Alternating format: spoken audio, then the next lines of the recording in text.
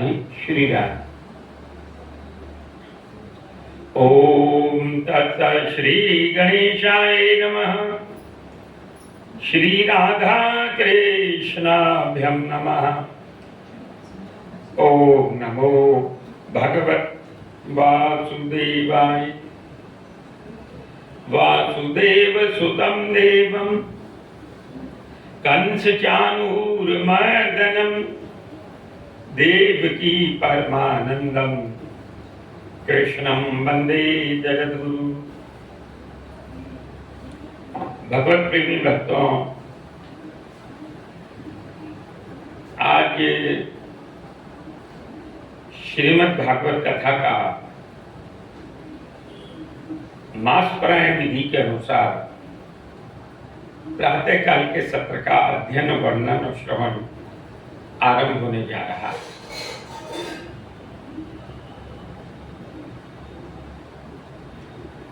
भागवत जी सर्वप्रथम मंत्र दृष्टा है, गणेश रूप में विघ्नहर्ता है। तो हम मंत्र के माध्यम से आज के सत्र की शुरुआत करेंगे।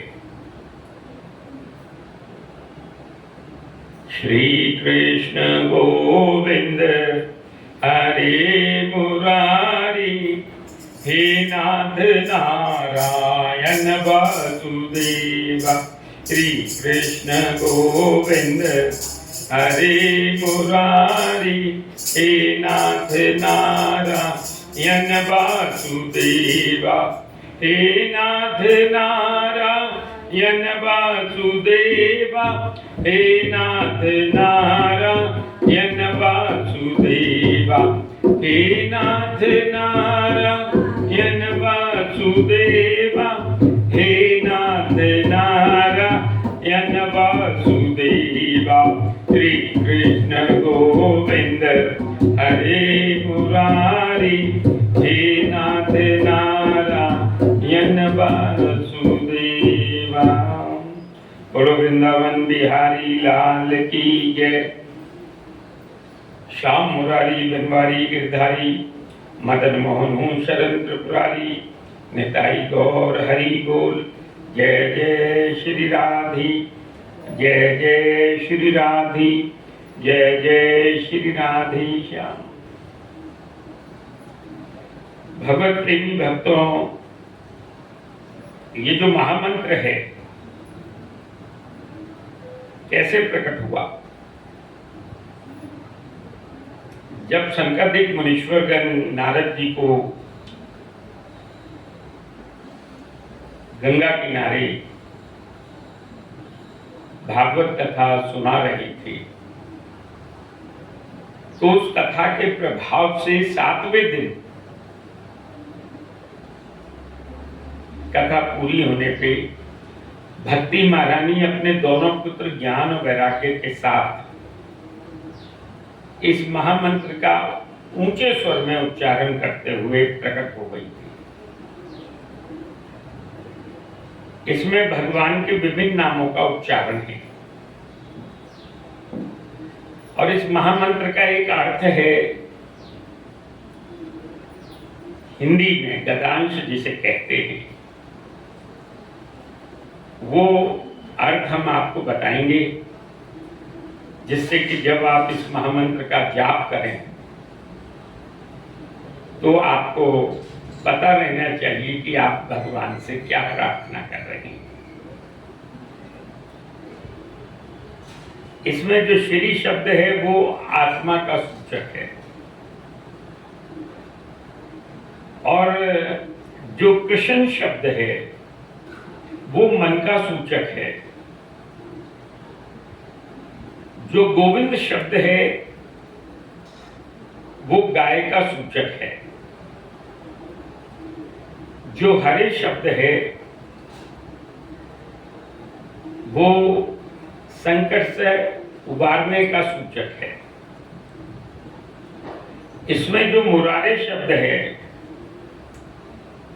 मुर एक राक्षस था और मुरारे का अर्थ होता है मुर नाम के राक्षस को मारने वाले।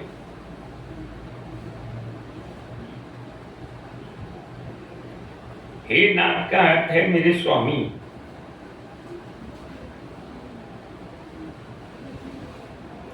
नारायण का अर्थ है स्वयं प्रकाश।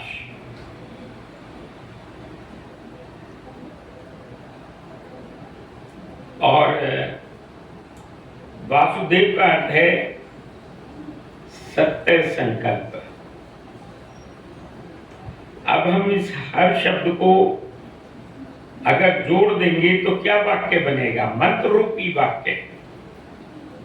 हे आत्म स्वरूप मन रूपी परमात्मा, 33 करोड़ देवी देवताओं को गाय के रूप में धारण करने वाले, संकट से उबारने वाले, मूर नाम के राक्षस को मारने वाले और नरक से उबारने वाले मेरे स्वामी, अपने ही आश्रय पे रहने वाले, जल के ऊपर शयन करने वाले स्वयं प्रकाश, सत्य संकल्प, मैं आपके चरणों में नमस्कार करता हूं। ये इस महामंत्र का भावार्थ है।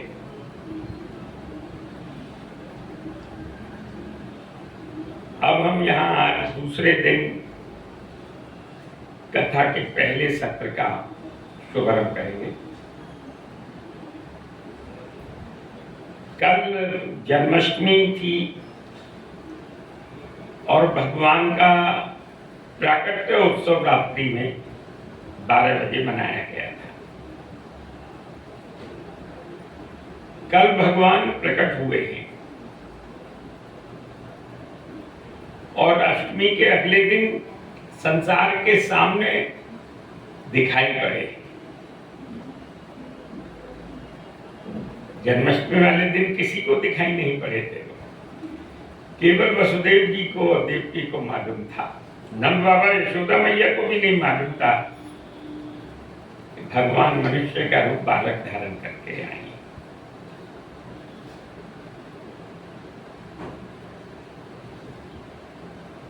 तो अगले दिन नंद गांव में, नंद महल में नंद महोत्सव मनाया गया। यानी आज जो पहला दिन है भगवान के प्रकट होने के बाद, भगवान आज यहाँ एक दिन के हैं, तो उनके महल में, उनकी प्रसन्नता में नंद महोत्सव मनाया गया है, जिसे आनंद महोत्सव भी कहते हैं।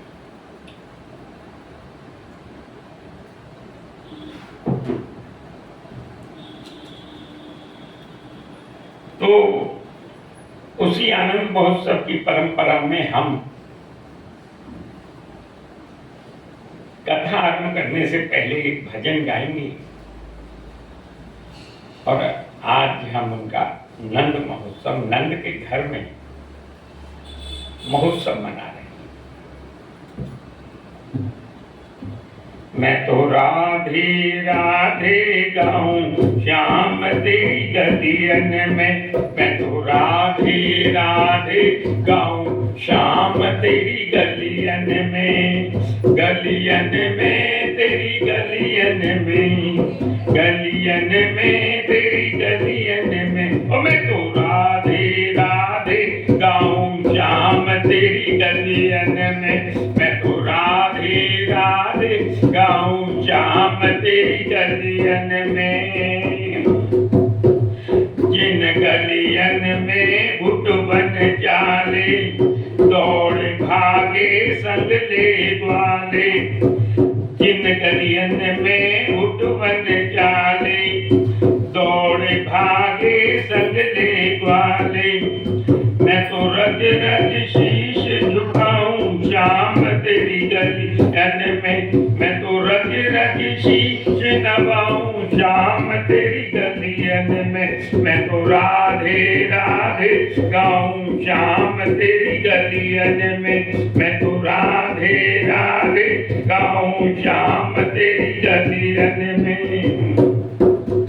जिन गलियन में माखन खायो, जिन गलियन में माखन खायो,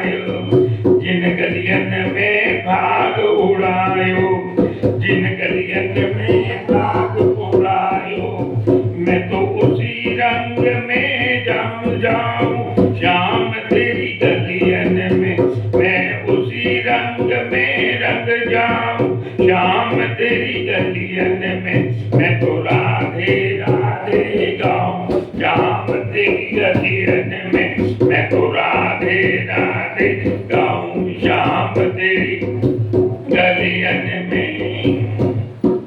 तेरी लीला बार बार गाऊं, तेरी लीला मैं बार बार गाऊं शाम तेरी गलियन में।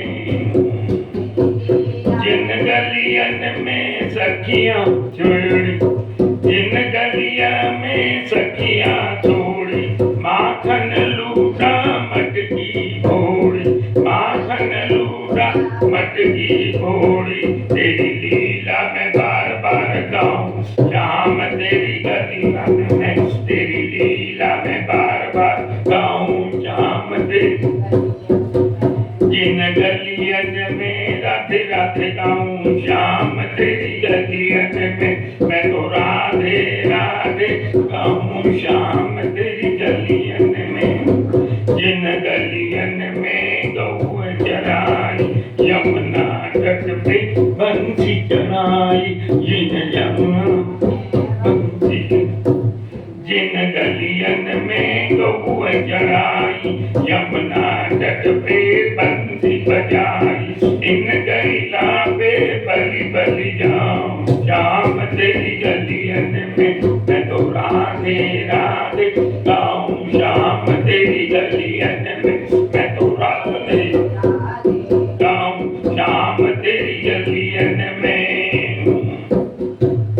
चुटकी दे दे सखियन जाई, भक्तों के संग लीला रचाई, चुटकी दे दे सखियन जाई, भक्तों के संग लीला रचाई, उन गलियों में बलि बलि जाऊं शाम तेरी गलियों में, उन गलियों में बलि बलि जाऊं शाम तेरी गलियन में, मैं तो राधे राधे गाऊं शाम तेरी गलियन में, मैं तो राधे राधे गाऊं शाम तेरी गलियन में।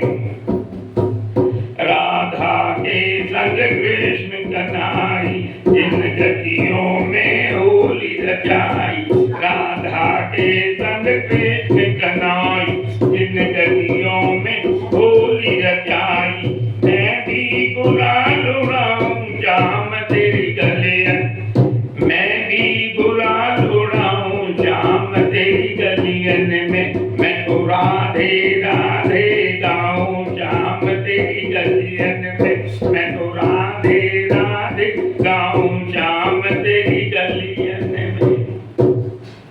बोलो बाल मुकुंद लाल की जय। तो प्रभु इस प्रकार से भजनों के माध्यम से समस्त ब्रजवासी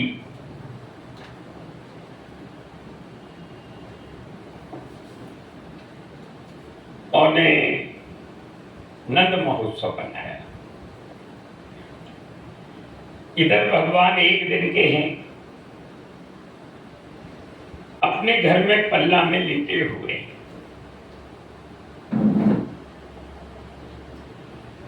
और नंद बाबा और गांव के दूसरे बूढ़े गोपाल कंस का सालाना कर चुकाने के लिए मथुरा गए हुए हैं। घर में यशोदा मैया और रोहिणी माता जी घर के काम धंधों में व्यस्त हैं, इधर से उधर घूम रही हैं घर के अंदर, बीच बीच में अपने लाला को देखती जा रही हैं और बलैया ले रही हैं, और ये देख रही हैं कि कहीं हमारा लाला भूखा प्यासा तो ना रो रहा है। बड़ा ही सुंदर वातावरण है। इधर दुष्ट कंस की एक अनुयायी थी, उसका नाम पूतना था, और पूतना ने महाराज कंस से कहा, महाराज कंस, मेरे स्तन में ऐसा हलाहल विष लगा हुआ है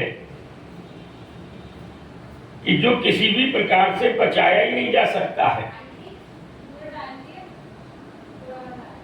किसी भी प्रकार से पचाया नहीं जा सकता है। और मैं मायावी विद्या भी जानती हूं, मैं कैसा भी स्वरूप धारण कर सकती हूं।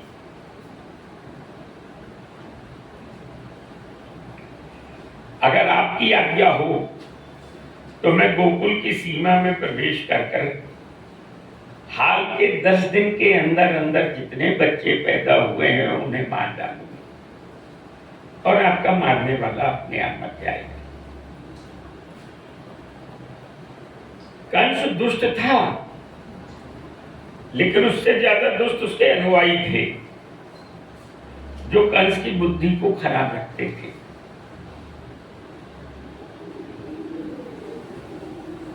कंस ने पूतना को आज्ञा दी और पूतना ने सुंदर लक्ष्मी स्वरूपनी स्त्री रूप धारण किया और गोकुल की सीमा में प्रवेश कर गई। गोकुल की सीमा में प्रवेश करते ही पूतना की बुद्धि खराब हो गई और वो अन्य बच्चों को मारने की बजाय अपने ही काल स्वरूप, जहां भगवान श्री कृष्ण एक दिन के पल्ला में लेटे हुए हैं, वहां पहुंच गए। पूतना एक ग्रह का नाम है जो बच्चों को मार दिया करती है। पूतना शब्द में संधि विच्छेद करें तो पूत और ना, यानी जिसके घर पूत ना हो उन घरों पे पूतना का राज चलता था। लेकिन जिन घरों में होने वाली नित्यचर्या और दिनचर्या में भगवान के नाम का श्रवण, कीर्तन और चिंतन किया जाता है, उन घरों में पूतना का वश नहीं चलता है। पूतना केवल उन्हीं घर के बच्चों को खाया करती थी जिन घरों में दिनचर्या में, नित्यचर्या में होने वाली भगवान के नाम का श्रवण, कीर्तन, चिंतन नहीं किया जाता। तो यहां तो साक्षात भगवान श्री कृष्ण मौजूद है। इसलिए अगर आप चाहते हैं कि आपके बच्चे घर के अंदर खेल कूद रहे हैं, पल्ला में लेटे हुए हैं, तो आप अपने घर की दिनचर्या जैसे कपड़े धोना, खाना बनाना, साफ सफाई करना और दूसरे काम भी करने पड़ते हैं घर के। बच्चों का ध्यान कौन रखेगा? तो इसलिए आप आजकल तो वैसे भी मोबाइल फैसिलिटी है, अपने मुख से ही भगवान के नाम का श्रवण, कीर्तन, चिंतन करते रहिए। ना कर सको तो मोबाइल पे सुनते रहिए। तो उन भजनों की आवाज से पूतना को भय लगता है और वो उन घरों में प्रवेश नहीं करती।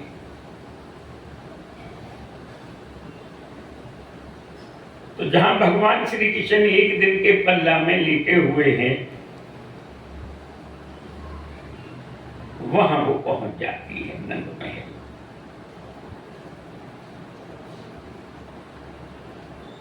पूतना को देखकर रोहिणी माता की, यशोदा मैया के मन में बिल्कुल चंचे नहीं जाता कि ये कोई पूतना नाम की राक्षसी है, बल्कि वो मन में क्या कह रही है आपस में, रोहिणी माता की और यशोदा मैया, देखो कितनी सुंदर लक्ष्मी स्वरूपनी स्त्री है, यहाँ गांव की तो ना लगे, कोई दूसरे गांव की लगती है। लगता है कल हमारे लाला के दर्शन ना कर सके इसलिए आ जाए। भोली भाली है, उन्हें संशय नहीं है कि इस पर के पीछे पूतना नाम की राक्षसी है। भगवान ने देखा कि ये तो पूतना है, जो पूतना नामक ग्रह बच्चों को मार डालती है, ये मुझे मारने की नीयत से आई है, लेकिन रूप इसने मां का धारण कर रखा है। यानी भीतर से जो नियत है उसकी पूतना की, वो मारने की है, और बाहर से रूप मां का धारण कर रखा है। भगवान ने मन में संकल्प किया कि मैं पूतना का स्तनपान करूंगा, दूध पीऊंगा। पूतना के प्राण तो क्रोध लेगा,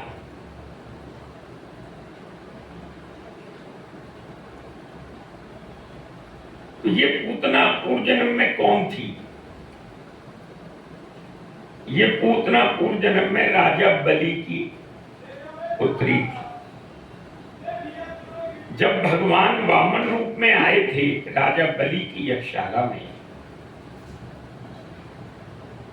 तो उनके सुंदर ब्राह्मण कुमार स्वरूप को देखकर बलि की पुत्री के मन में क्या भाव उत्पन्न हुआ?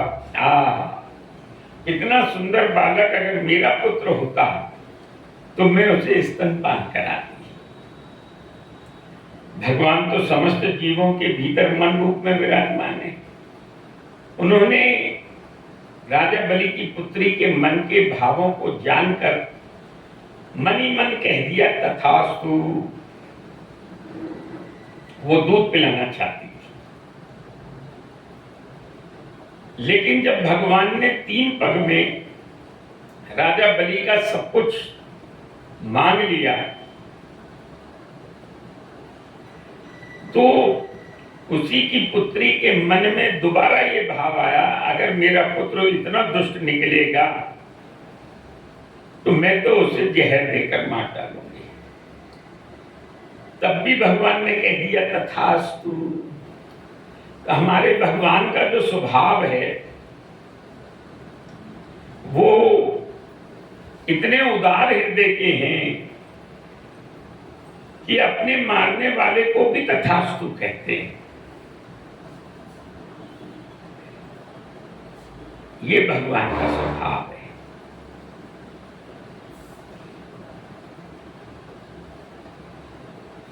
जैसे कि आपकी कोई किसी से लड़ाई हो जाए और सामने वाला आपसे कहे तुझे मैं जान से मार डालूंगा, तो आप उस समय उसकी वाणी को सत्य करें, ठीक है भैया मार डाल तथास्तु।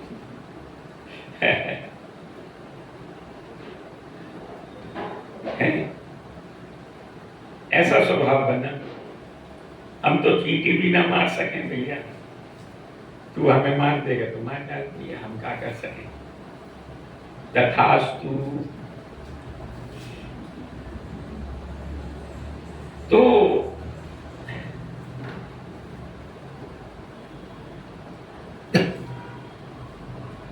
अब भगवान को क्रोध नहीं आया पूतना को देखकर, क्योंकि क्रोध की उत्पत्ति अहंकार से होती है। अब भगवान तो अहंकार रहित है, उनके अंदर मैं शब्द तो है ही नहीं, न मैं भावना है। उनके अंदर ये भाव ही ना आया, क्योंकि अहंकार रहित है कि अच्छा मुझे मारने आई है, देखो कैसे मारे। ना, भगवान को तो क्रोध भी नहीं आता। तो भगवान ने क्रोध का आह्वान किया, बुलाया जबरदस्ती और बोले ओ रुद्र जल्दी आ, जल्दी आ, तू तो मेरे हृदय में बैठ के पूतना के प्राण पीना, मैं तो स्तनपानी करूंगा, दूध पीऊंगा। तो पूतना को उसके कर्मों ने मारा है, भगवान ने नहीं मारा। भगवान ने तो केवल स्तनपान किया। और भगवान ने मन में ये संकल्प किया कि मैं पूतना को वो गति दूंगा जो एक धाय को मिलती है। धाय कहते हैं मां को भी। पूतना को मारने से पहले भी भगवान के मन में ये भाव है कि मैं इसे नरक से उबार दूंगा, गति दूंगा इसे। इसलिए जब कोई दुष्ट भगवान के हाथों मारा जाता है, उसका वध होता है, तो ये नहीं कहा जाता भगवान ने उसका वध किया, भगवान ने उसका उद्धार किया। उद्धार का मतलब कल्याण कर दिया और नरक से उबार दिया।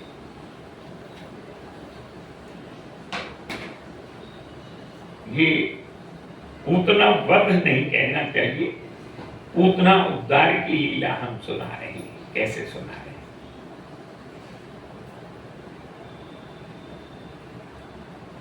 तो भगवान ने जानबूझकर आंखें बंद कर ली, जिससे मुझे पूतना सोया हुआ समझकर वैसे ही उठा ले जैसे कोई जीव सर्प को रस्सी समझ के उठा लेता है। और पूतना ने भगवान को सोया हुआ समझकर अपनी गोद में उठा लिया और ऊपर से आंचल ढक लिया। भगवान ने भी अपने छोटे छोटे हाथों से पूतना के स्तन को पकड़ लिया और उसकी जो तूतली थी उसे अपने मुख में डालकर अपने हाथों से उसके स्तन को इतना जोर से दबाया, इतना जोर से दबाया कि पूतना को ऐसा लगा मानो अभी मेरा वक्ष स्तन फट जाएगा। इतनी पीड़ा हुई उसे, और वो पीड़ा वो सहन नहीं कर सकी और अचानक उठ के खड़ी हो गई और बड़े जोर से चिल्लाई। इतना आहनाद किया उसने, इतनी जोर से चिल्लाई कि तीनों लोकों के जीवों के कान बहरे हो गए। तीनों लोकों में, अंतरिक्ष में, स्वर्ग, पाताल में, इतनी जोर से चिल्लाई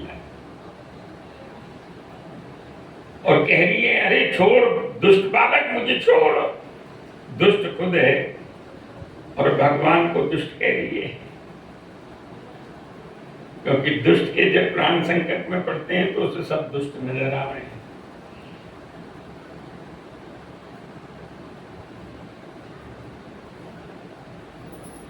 तो भगवान ने उसके स्तनों से पकड़े पकड़े लटके रहे, छोड़ा नहीं। भगवान एक बार अगर किसी को पकड़ लें तो वो छोड़ते नहीं जब तक कि उसका कल्याण नहीं हो जाता, उद्धार नहीं हो जाता। इसलिए आप सदैव भगवान से प्रार्थना करो कि प्रभु मैं तो पापी जीव हूं, मैं आपको कैसे पकड़ूं? आप तो ध्यान में भी पकड़ में ना आवे, न जप से, न तप से, न ध्यान से, न योग से, न नियम से, न अनुष्ठानों से, न व्रत के पालन से।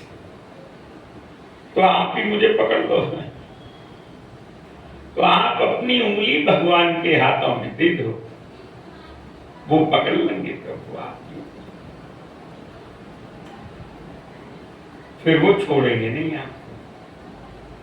जब बच्चा चलना सीखता है तो माता पिता उसकी उंगली पकड़ के और वो ध्यान रखते हैं कि ये गिर ना जाए। माता पिता बालक का ध्यान रखते हैं कि बच्चा है, अभी से चलना फिरना ना आवे, ये गिर ना जाए, और उसे हर प्रकार की विपत्तियों से बचाते हैं।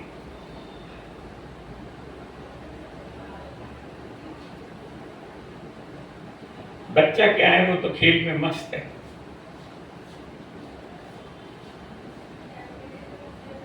हमारा बालक बचपन में खेलते खेलते वॉश बेसिन के नीचे पहुंच जाता था और मैं उसका खेल देख रहा हूं। तो उस समय मन में ये भाव होता था कहीं ये खड़ा ना हो जाए और एंगल आयरन इसके सिर पे ना लग जाए, बच्चे को क्या मालूम। तो मैं जल्दी से पहुंच के उसके एंगल आयरन के नीचे अपना हाथ रख देता था कि अगर ये खड़ा होगा तो इसको चोट नहीं लगे। तो हमने उसे पकड़ रखा था, उसने नहीं पकड़ रखा था, हमने उसको पकड़ रखा है। तो छोटी छोटी बड़ी बड़ी विपत्तियों से वही हमें बचाते हैं भगवान। भगवान ने तो पकड़ लिया, तो छोड़ेंगे कैसे जब तक कल्याण ना हो। तो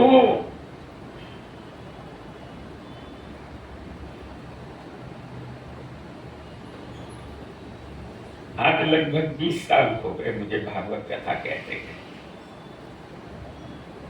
सैकड़ों बार ऐसी परिस्थितियां उत्पन्न हुई, बीमारी हारी आई और संसारिक परेशानियां आई, फिर भी भगवान ने मुझे पकड़ के रखा कि इसकी भागवत ना छूट जाए है। नहीं तो हम तो साधारण जीवन जरा सी देर में घबरा जाते हैं, है अब क्या होगा, कैसे होगा। लेकिन भगवान ने आज तक हमें पकड़ रखा है, कैसे पार लगा दिया हमारे जीवन यात्रा को हमें पता ही नहीं।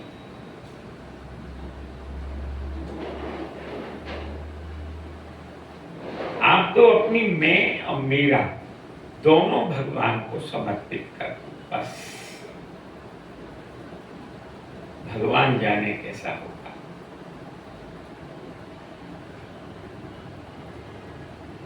इधर पूतना अपने असली राक्षसी स्वरूप में आ गई। तो जो दुष्ट होते हैं वो ऊपर से कैसा भी रूप धारण कर ले, जो भीतर से दुष्ट होते हैं विपत्ति आने पे वो अपने असली राक्षस स्वरूप में स्वभाव में स्थित हो जाते। बड़ा विशाल शरीर है पूतना का, गहरी गहरी आंखें हैं कुएं के समान, पेट लकड़ी के खोकर के समान गहरा है।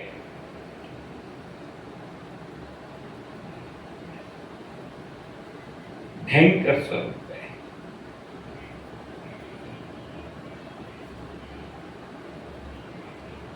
और वो धड़ाम से घर के से बाहर खुले मैदान में आ गई, आहते से निकलकर, और धड़ाम से गिर पड़ी। गिरते गिरते भी पूतना ने 6 कोस के पेड़ों को रौंद डाला।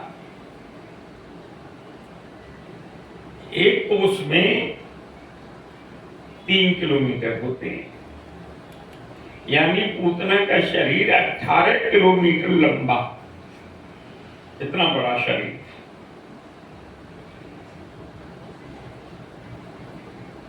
जैसे यहां से लेके ITO तक दिल्ली के, हमारे गाजियाबाद से लेकर 18 किलोमीटर, इतना लंबा शरीर। और भगवान उसके गिरने पे उसके स्तनों पे बैठे बैठे खेलते रहे। यानी पूतना के वध के बाद भी, मारे जाने के बाद भी भगवान ने उसे पकड़े रखा।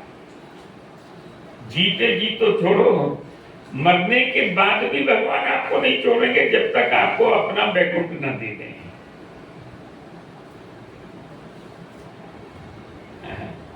ऐसे हैं हमारे भगवान से। खेल रहे हैं वहां बैठे उसके स्तनों पे। ये आश्चर्यजनक घटना देखकर समस्त गोकुलवासी दौड़े दौड़े आए और सीढ़ी लगाकर, इतना ऊंचा लंबा शरीर था उसका, सीढ़ी लगाकर गोकुलवासियों ने अपने भगवान श्री कृष्ण को गोद में लेके नीचे आए और यशोदा मैया की गोद में दे दिया। यशोदा मैया रोहिणी माता जी इनकी खूब बलैया ले रही हैं, सीने से लगा रखा है और आपस में गोकुलवासी चर्चा कर रहे हैं, देखो हमारे लाला पे कितनी बड़ी विपत्ति आके टल गई, ये तो साक्षात पूतना नाम की राक्षसी है जो बच्चों को मार डालती है।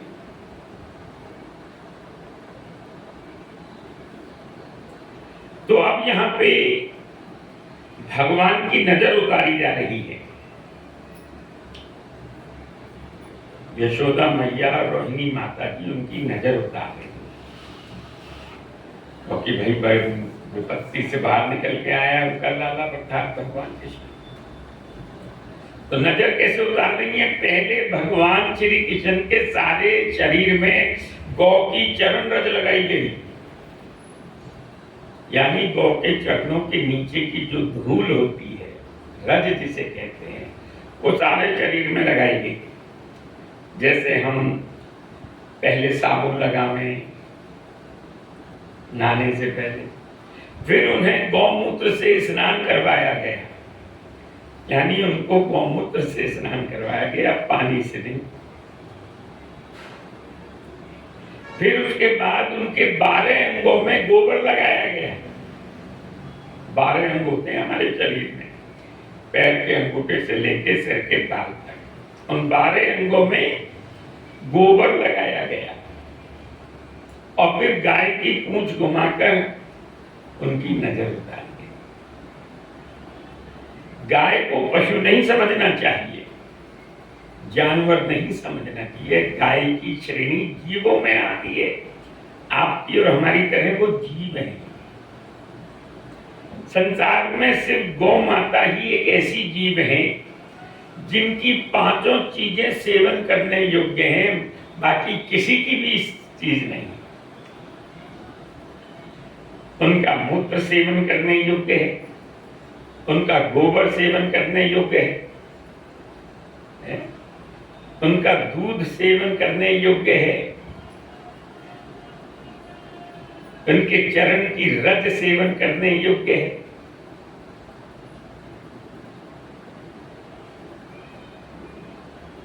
उनकी पूंछ सेवन करने योग्य है। 5 चीजें गब्य हैं। इसलिए आपके घरों में अगर आपके बच्चों को कोई नजर लग जाए और वो मौत के मुंह से वापस आए, तो उस समय उनकी इन्हीं 5 साधनों से विपत्ति नजर उतारनी चाहिए। भगवान को जो प्रिय है, आप भी भगवान के जन के भक्त हैं, तो अपने अपने बच्चों की नजर स्वाभाविक साधन से उतारें, कृत्रिम साधन से नहीं।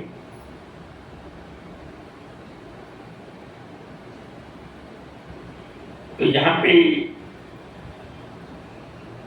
भगवान की नजर उतारें।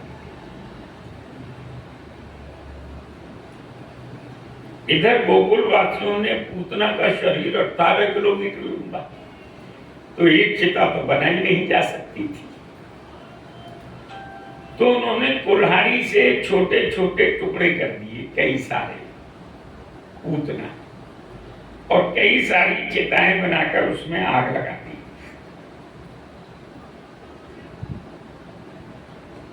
पूतना के शरीर से दुर्गंध नहीं निकली, पूतना के शरीर से जलने के बाद अगरबत्ती की सी जैसी सुगंध निकली। क्यों न निकले? जिसको भगवान स्पर्श कर लें, देख लें, भला उसमें दुर्गंध रह सकती है? यहां तो भगवान ने पूतना का फिर भी स्तनपान किया है, तो दुर्गंध रहने का तो शरीर में सवाल ही नहीं होता। इधर नंद बाबा दूसरे बूढ़े गोप ग्वाल कंस का सालाना कर चुकाने के लिए गए हुए थे। मथुरा में इस घटना का पता ही न लगा। जब नंद बाबा ने कंस का सालाना कर चुका लिया और जिस जमासे में वो ठहरे हुए थे, जब वो वहां लौट के आए, तो नंद बाबा से मिलने उनके मित्र वसुदेव जी उनके जमासे में आए। और वसुदेव जी नंद बाबा से क्या कह रहे हैं? नंद राय जी, अब तो आपने कंस का सालाना कर चुका लिया है, अब आपको और अधिक देर तक मथुरा में नहीं ठहरना चाहिए। गोकुल में बहुत बड़ी बड़ी विपत्तियां आ सकती हैं। नंद बाबा जानते थे वसुदेव जी कभी झूठ नहीं बोलते, कहीं मेरे लाला पे ही कोई विपत्ति ना आ जाए। तो वो जल्दी जल्दी रथ पे सवार होकर, छकड़ों पे सवार होकर मथुरा से गोकुल की तरफ चल पड़े। तो रास्ते में नंद बाबा क्या सोच रहे हैं? रास्ते में कि देखो मैं इतनी दूर हूं, मैं अपने लाला की रक्षा कैसे करूंगा? अब तो जिनके आंचने पे ये सारा संसार है, वो ही श्री हरि मेरे लाला की भी रक्षा करेंगे। और नंद बाबा ने आंखें बंद की, अपने लाला की छवि को अपने हृदय में धारण किया और मंत्र रूप फेंक दिया, उनकी सुरक्षा कवच के मंत्र, हरि शरणम हरि शरणम। हम हर वक्त तो बच्चों के साथ रह नहीं सकते, कभी हम काम धंधे के लिए घर से बाहर जाएंगे, कभी बच्चे पढ़ाई लिखाई धंधे के लिए बाहर जाएंगे। चाहे कितने ही बड़े हो जाओ, माता पिता के लिए तो बच्चे बड़े बच्चे ही रहेंगे। तो हमें उनके साथ में मंत्र रूपी कवच छोड़ देना चाहिए, क्योंकि मंत्र हर जगह साथ रह सकता है, हम तो साथ नहीं रह सकते। और भगवान सृष्टि में सर्वप्रथम मंत्र दृष्टा है। इस संसार में ब्रह्मा जी से भी पहले मंत्र प्रकट हुआ है, और मंत्र की सफलता विश्वास में। अगर आपका किसी मंत्र में विश्वास है तो आपको वो मंत्र अवश्य फल देकर रहेगा। इसलिए जब कोई गुरु बनाया जाता है तो गुरु से एक मंत्र हासिल किया जाता है, गुरु मंत्र जिसे बोलते हैं। अगर आपका गुरु मंत्र में विश्वास नहीं है तो गुरु का मंत्र भी काम नहीं करेगा, क्योंकि मंत्र की सफलता विश्वास में।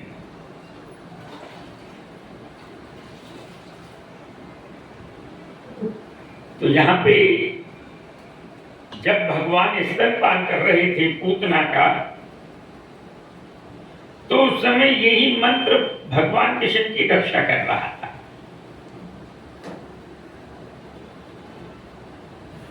यही मंत्र भगवान कृष्ण की रक्षा कर रहा था।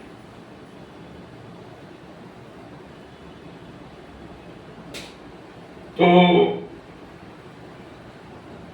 जब नंद बाबा और दूसरे बूढ़े गोपाल गोकुल की सीमा में प्रवेश किया तो उनके नास छिद्र में अगरबत्ती की सी जैसी सुगंध गई। तो वो आपस में कह रहे हैं, देखो कितनी अच्छी सुगंध आ रही है, यहाँ क्या हुआ गोकुल में, कुछ पता नहीं। जब उन्हें गोकुल वासियों से पता लगा कि पूतना नाम की राक्षसी आई थी जो बच्चों को मार डालती थी और हमारे लाला के ऊपर से बहुत बड़ी विपत्ति हट गई, तो वहीं खड़े खड़े नंद बाबा वसुदेव जी को प्रणाम कर रहे हैं कि देखो वसुदेव जी ने जैसा कहा था वैसा ही निकला। वसुदेव जी जरूर पूर्व जन्म के कोई ऋषि मुनि हैं। भगवत प्रेमी भक्तों, ये पूतना लीला आपने सुनी, पूतना का उद्धार सुना। ये एक दिन की लीला है, भगवान की पहले दिन की।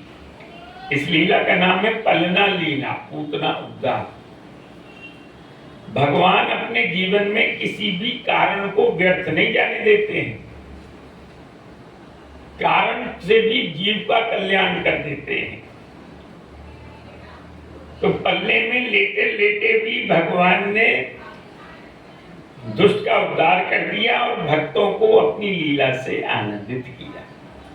और इस लीला से उन्होंने छुपी हुई शिक्षा बतलाई कि हमें कैसे बच्चों की रक्षा करनी चाहिए।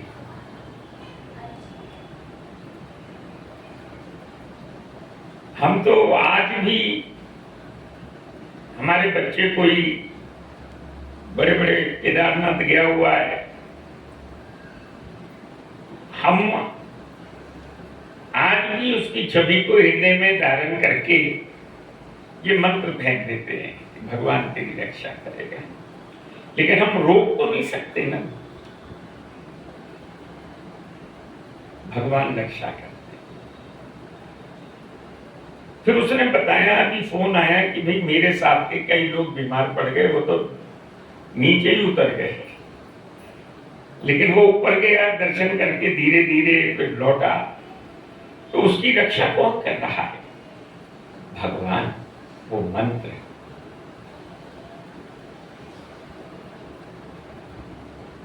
तो ये है।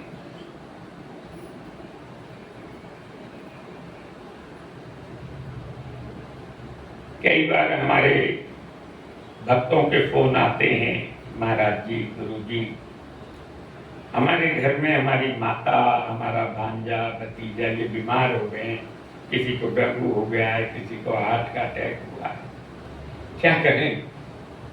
तो मैं उन्हें कहता हूं कि तो भागवत रख लो उनके सिरहाने, भागवत महापुराण, और दूसरा हरि शरणम ये मंत्र उनको कवच के रूप में धारण करा दो। तो ये मंत्र आप चाहे कुछ भी रहो, कहीं भी रहोगे, उनकी रक्षा करें। और कई उदाहरण हमने देखे भी हैं अपने जीवन में, कई भक्तों ने इस मंत्र की शक्ति को माना कि हाँ भगवान रक्षा करते हैं, तो वो मृत्यु के मुख से अपने घर में अपने सगे संबंधी को हॉस्पिटल से यहाँ से वहां से वापस ले आए। तो भगवत प्रेमी भक्तों, आपने एक दिन की पल्ला लीला सुनी, अब इस लीला के साथ हम थोड़ी देर के लिए